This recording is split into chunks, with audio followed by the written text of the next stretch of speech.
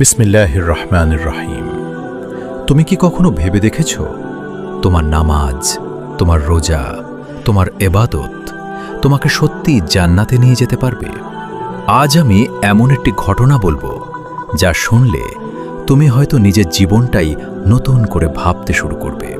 একজন মানুষ ছিল, সে ছিল আল্লাহর এক নিবেদিত বান্দা। সে পৃথিবীর সব কোলাহল ছেড়ে একটি উঁচু পাহাড়ের চূড়ায় গিয়ে বসবাস শুরু করল। চারদিকে শুধু সমুদ্র, কিন্তু সেই পানি লবণাক্ত, পান করার অযোগ্য। না কোনো মানুষ, না কোনো শহর, না কোনো শব্দ। কিন্তু আল্লাহ তাআলা তাকে একা রাখেননি। তার জন্য পাহাড়ের ভেতর থেকে একটি মিঠা পানির ঝর্ণা বের করে দিলেন এবং একটি আনার গাছ। প্রতিদিন সে সেই আনার ক্ষেত পানি পান করত। ওই পানি দিয়েই অজু করত। তার জীবন ছিল শুধু একটাই, এবাদত। একদিন নয়, এক মাস নয়, এক বছরও নয়, 10 বছর, 100 বছর, 500 বছর সে শুধু এবাদতই করে গেছে। না ক্লান্তি, না বিরক্তি, না দুনিয়ার কোনো চিন্তা। একদিন সে আল্লাহর কাছে দোয়া করল, হে আল্লাহ, আমার মৃত্যু যেন সেজদারত অবস্থায় হয়। আল্লাহ তার দোয়া কবুল করলেন এবং সে সেজদাই মৃত্যুবরণ করল। তারপর এলো কিয়ামতের দিন।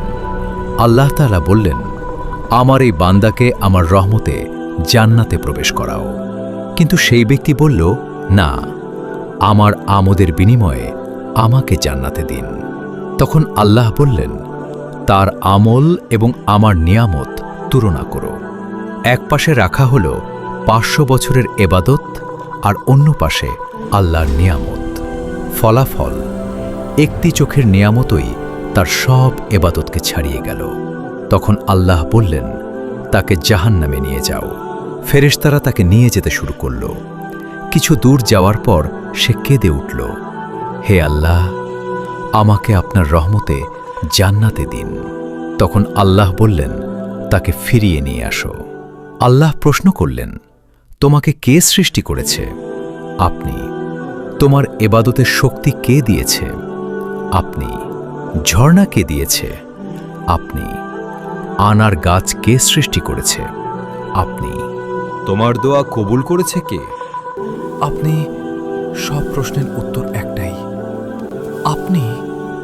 তখন আল্লাহ বললেন, সবই আমার রহমত, আর আমার রহমতেই তোমাকে জান্নাতে দিচ্ছি।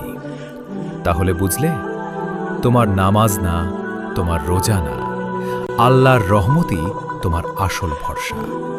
তাই আজ থেকেই নিজের আমলের উপর না, আল্লাহর রহমতের উপর ভরসা রাখো।